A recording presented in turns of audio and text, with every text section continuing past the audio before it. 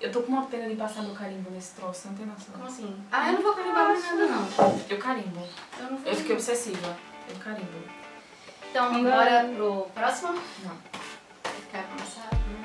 Começa tu. Oi, a gente vai falar sobre São Jorge, um quadrinho de Danilo Beruti. Um quadrinho todo em preto e branco. A gente vai falar disso já. E é um quadrinho que tem mapa. Eu estou encantada porque tem mapa. Eu sou louca por Eu lembrei de mapa. você quando eu vi o mapa. Eu acho que todo mundo que me conhece lembrou de mim quando viu o mapa. Ai, Eu vejo um mapa. tem mapa. Em São Jorge, ele é o volume 1 de uma série, que até agora eu sei que vão ter 2, não sei se haverão mais. Mas o volume 1, Soldado do Império, conta a história de Jorge, um soldado romano, que ao mesmo tempo que é muito fiel ao Império, é muito fiel à sua crença, né, ao cristianismo, num período em que está rolando a história se passa pouco mais de 200 anos depois do nascimento de Cristo. Então o cristianismo está começando a crescer dentro do Império Romano, está começando a ter áreas de ameaça, não no sentido, como até tem uma fala do personagem aqui, do imperador, não no sentido bélico, mas no sentido de ideias, que é como começa a preocupação do Império Romano em relação aos cristãos, né?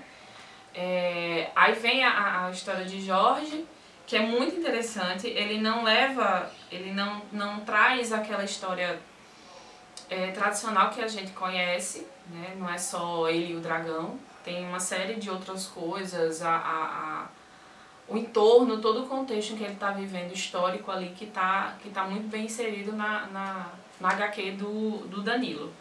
Tem todo um contexto político até muito interessante de ler, do qual o Jorge não tem a menor ideia. Ele até num trecho parece não querer se envolver com esquemas políticos. E é recomendado que não faça isso. Ah não, deixa os governantes pra lá, nós somos soldados, nós estamos aqui para obedecer ordens.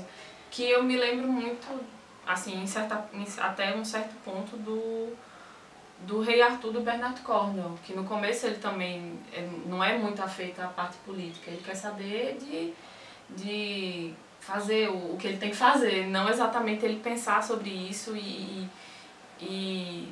tomar decisões difíceis, né? Ele questiona por que a gente está fazendo isso, mas ele também aceita as ordens sem muito problema, que é mais ou menos o comecinho. Depois é que o Rei Arthur do Bernard Cornwell é que ele muda um pouco a visão dele de mundo e o que ele está fazendo na vida. Enfim, a gente gostou da história, a gente achou muito legal, estamos extremamente ansiosas, pelo menos eu estou, Sim. Pela segunda parte, mas teve uma coisa que eu não gostei. Que o nós não livro gostamos. é em preto e cinza, e não tem contraste. E ficou faltando cor, pelo menos eu lia e eu sentia muita falta de cor. E não é uma coisa do Danilo, porque em Necronauta é quase toda em preto e branco também. A última história é colorida, mas as outras são em preto e branco. E a cor não faz falta. Ficou um elemento que ficou faltando, até nas partes de batalha, como se fosse uma coisa um pouco confusa e tal. A gente só viu realmente um uso de preto nas cenas em que o dragão aparece, porque o Beruti pegou todos os mitos que ele encontrou de São Jorge e juntou num canto só. Então é uma história meio, né, ele fez uma pesquisa histórica boa também, Mas meio, vamos usar um elemento histórico real e meio, vamos usar todos os mitos envolvidos na história. Desculpa perguntar, mas a narrativa é linear? Sim.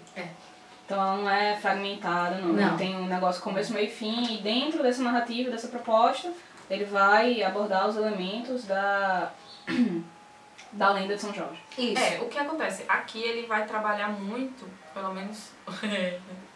Aqui, né, nesse primeiro volume, ele ainda está muito no começo do São Jorge. Ele ainda não é...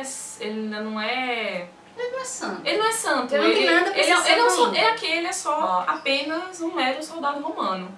Porque as pessoas estão começando a ver que ele está começando a se destacar dentro da hierarquia militar do Império Romano. Não é nem num sentido religioso ainda, ele ainda está muito inserido dentro do contexto militar, que já começa a ter pessoas contra ele e tal. Ele não está ainda dentro da fé. Ele é cristão, você percebe os elementos que ele usa na mão, ele tem uma cruz que ele leva na mão, ele tem no pescoço, mas ele não defende a fé.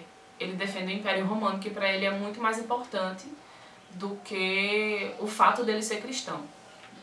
A HQ ainda está nesse sentido. Só uma outra pergunta também, que eu não conheço a história de São Jorge além do Dragão, né? Só a empresa de ônibus.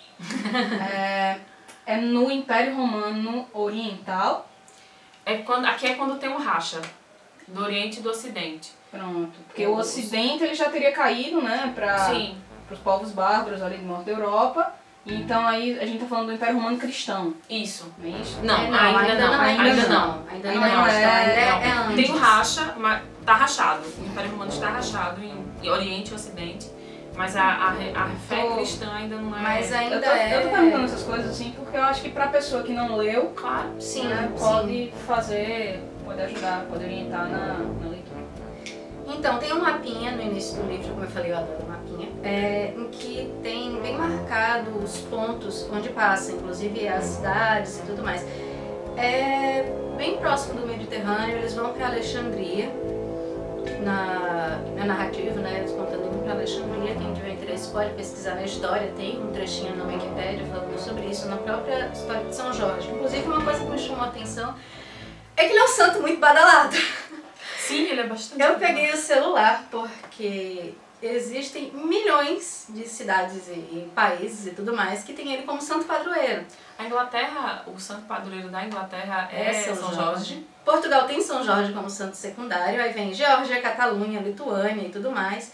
Aqui no Brasil, ele é extraoficialmente o santo padroeiro do Rio de Janeiro, que o santo oficial é São Sebastião. E do Corinthians. E do Corinthians. E dos jogadores de RPG. Então, né, e basicamente ele é padroeiro de um monte de ordens de soldado, de cavalaria, do exército. Ele é padroeiro do exército brasileiro e da ordem dos escoteiros. Então ele é um santo muito badalado. Falou em guerra é São Jorge, falou em disciplina militar é São Jorge. Eu acho que isso é bem, assim, fazendo uma relação, né, com essa história dele ser um bom soldado. Ele é o soldado exemplar. Eu não conheço muito da história de São Jorge como santo, mas... A história dele enquanto depois de virar santo, né? E o que se conta ele é muito ligado a essa questão de você ser uma pessoa muito... dele ser muito guerreiro, dele ser muito bom soldado, dele conseguir passar por cima de todos os perigos que se apresentaram para ele. No caso aqui, o perigo máximo é o dragão, né? Que é o que acaba tornando ele tão conhecido. Por isso que ele acaba virando patrono, santo, de diversas coisas, né? O exército é um exemplo disso. Se você vê a farda daqueles... como é que chama? Que defendem o presidente, que sobe, quando você sobe a rampa, aquele pessoal de branco, os dragões do Império. Da República. Dragões da República. A roupa deles é muito parecida, a roupa deles é branca e vermelha. Tem aquela crina que, se você vê na ilustração que a gente tem comumente na cabeça de São Jorge, é muito parecida.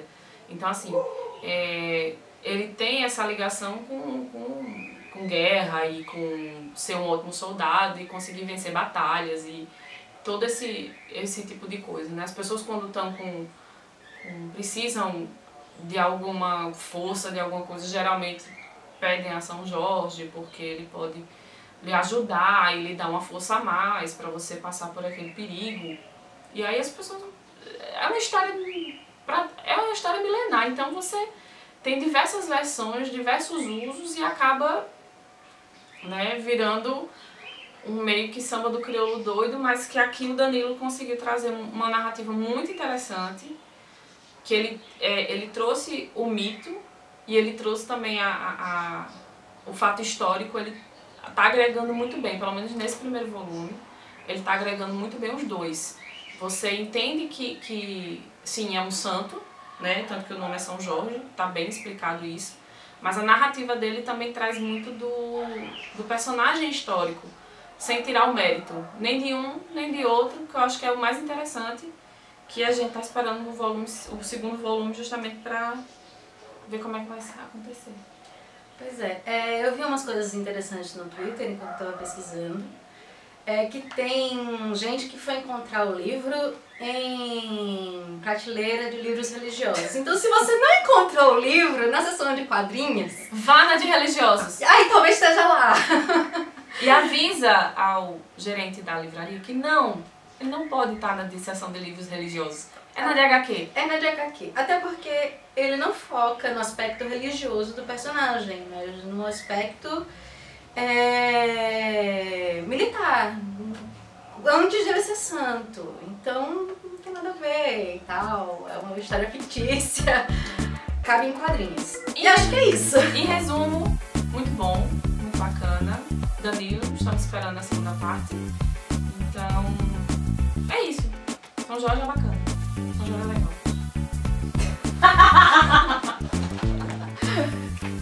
Gostou? São Jorge é bacana.